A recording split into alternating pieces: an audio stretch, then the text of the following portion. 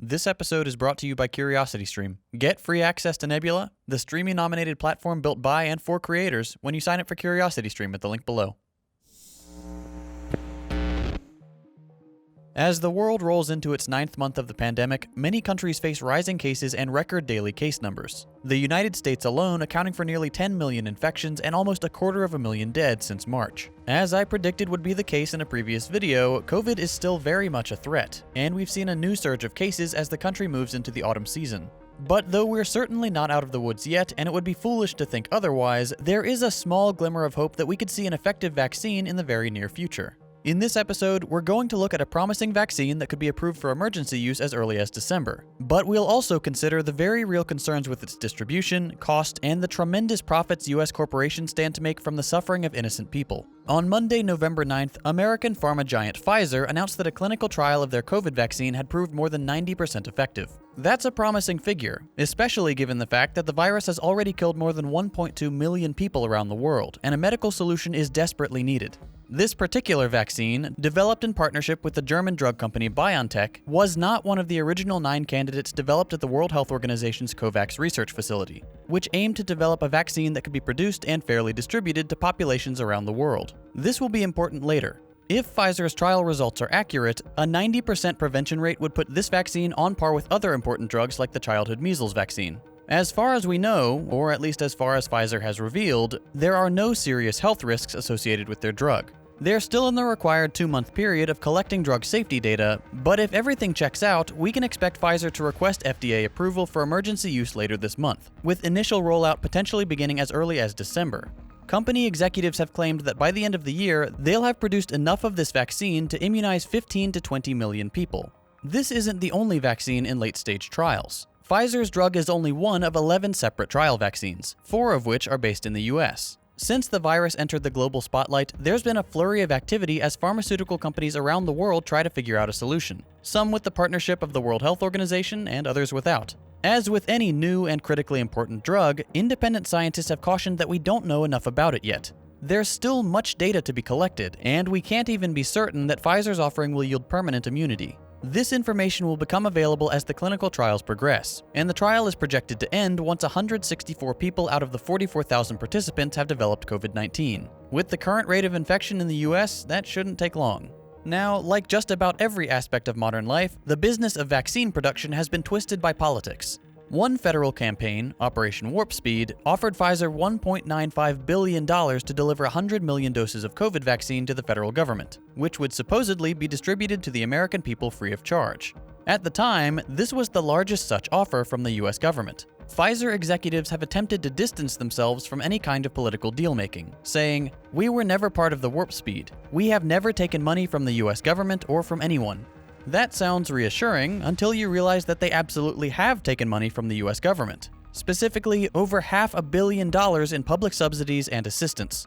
Pfizer is not exactly known for their honesty or ethics. In 2009, the company set a record for the largest healthcare fraud settlement and the largest criminal fine in American history, $2.3 billion. I think it's worth suggesting that maybe we should treat their press releases and other claims with skepticism. At the end of the day, pharma giants like Pfizer exist to make profits. And there are few things more profitable to a drug company than a worldwide pandemic that demands a solution. This brings us to the most critical questions regarding the vaccine. How much will it cost, and who will be able to get one? Well, if we take Pfizer CEO Albert Bourla at his word, the vaccine will be available for free to all American citizens. That sounds great, until you realize that 14% of the people living in the US aren't citizens. If you want to ensure that the entire country is immunized from future COVID spikes, you have to vaccinate as many people as possible. If Pfizer, or whoever ends up developing the final vaccine, is able to produce enough of the drug to immunize everyone in the country, we need to immunize everyone in the country. There is no reason to arbitrarily leave people susceptible to infection when the virus doesn't care about your citizenship. Obviously, there will always be those obnoxious people who refuse to get vaccinated even when the vaccine is proven safe and effective. But that is a much smaller portion of the population than 14%. If we truly want to immunize our country, we have to make sure that everyone who is willing to get vaccinated has the ability to do so.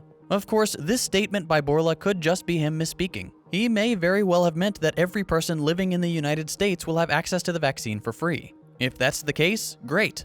I applaud them for that decision, but I'll remain skeptical until the vaccine is actually available. This skepticism is based on prior behavior by American pharmaceutical companies. In the United States, we suffer under a ridiculously expensive for-profit healthcare industry. Need a ride to the hospital? That'll cost you about $1,000. Want to hold your baby after it's born? $40, which you'll be lucky to have left over after paying over $10,000 to have the baby. Even if you have good health insurance, it'll cost you over $4,000. If you think this would change during a pandemic, you don't understand how capitalism works. Let's take the pharma company Gilead, for example. Way back in 2009, Gilead began researching and developing a drug called remdesivir, which was intended to be used to fight hepatitis C. It went on to be considered as a potential Ebola treatment in 2013 and 14, and most recently, was deployed to treat the symptoms of coronavirus earlier this year. Upon the news of COVID's arrival, Gilead stock rose 9% in pre-market trading. The company also maintains a complete monopoly on the drug, and the US snatched up every single dose for several months. If you'd like to see a more in-depth look at Gilead and remdesivir, I've made a video on the subject. But the short version is this. Remdesivir has proven to be a fairly effective way to treat coronavirus in hospitalized patients. It has no effect on mortality rates, but for those who do recover, the drug tends to shorten the recovery time by about 4 days in the hospital, or 31%. The treatment consists of a 5-day series of IV drips, utilizing 6 vials of remdesivir. The cost of those vials? $520 each, for a total cost of $3,120. There's also a reduced government price, which applies to a very limited number of people, and does not include those on Medicare or Medicaid, those most vulnerable to getting seriously ill from the disease. The price for those lucky few? $390 per vial, for a total cost of $2,340. So, in the middle of a pandemic, with tens of millions of people without insurance or a paycheck, the only available treatment costs $2,000 to $3,000. 40% of Americans couldn't pay for one single day's worth of remdesivir. How are they supposed to afford 5 days of that, on top of the incredibly expensive hospital stay? And before you say, that's just Gilead recouping their R&D costs. Nope. The drug's development was funded by the US government using US taxpayer dollars. The treatment could be free. A group of experts crunched the numbers and found that Gilead could turn a profit by charging just $10 for the treatment. $10. 300 times less than what they're charging.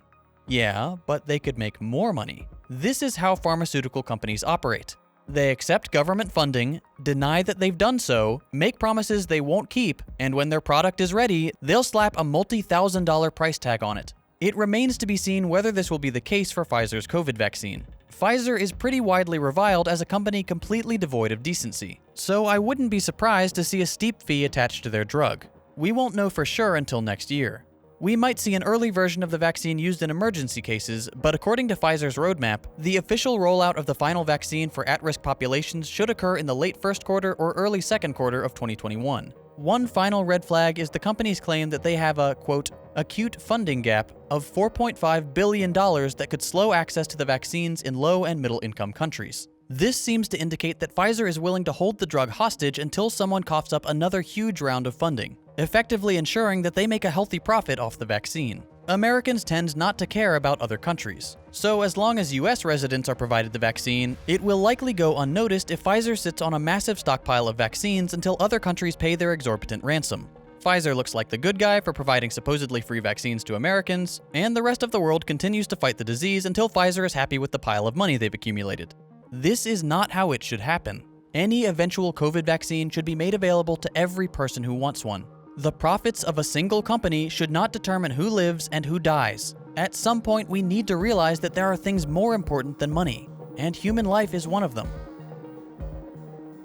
If you've watched my last few videos, you'll have noticed that YouTube has been demonetizing a lot of them. That's why some of my creator friends and I teamed up to build Nebula, a streaming platform built by and for YouTubers like me, so we don't have to worry about demonetization. Since Nebula is all about creating thoughtful content, we've partnered with CuriosityStream, an established streaming platform with a solid track record of caring about great educational content and the financial security of those who produce it. CuriosityStream is an online streaming service with thousands of nonfiction titles from some of the best filmmakers in the game. You can find tons of great episodes like Coronavirus Race for a Vaccine, which is a great watch if you enjoyed this video. As educational creators ourselves, we love CuriosityStream. So we've worked out a deal, where if you sign up for CuriosityStream at the link below, you'll also get access to Nebula, 100% free. For a limited time, CuriosityStream is offering 26% off their annual plan. That's less than $15 a year for both CuriosityStream and Nebula, which, in my humble opinion, is a pretty great deal. Since we're all stuck inside anyway, why not spend some time learning about fascinating topics on CuriosityStream? Or check out Nebula's original content, including my upcoming series on the resurgence of fascism. You can also watch all my videos as they were intended, ad-free. There really is something for everyone. And by signing up at the link below, you're helping us produce more content without the fear of demonetization. Give CuriosityStream a shot, and get free access to Nebula when you sign up using the link below. It really does help support my channel and educational creators all across YouTube. If you enjoyed this video and you'd like to see more like it, consider subscribing to stay up to date with my latest episodes. If you hated it, go ahead and drop a thumbs down. You can check out my previous episodes by clicking the links on your screen. Thanks for watching, and I'll see you next week.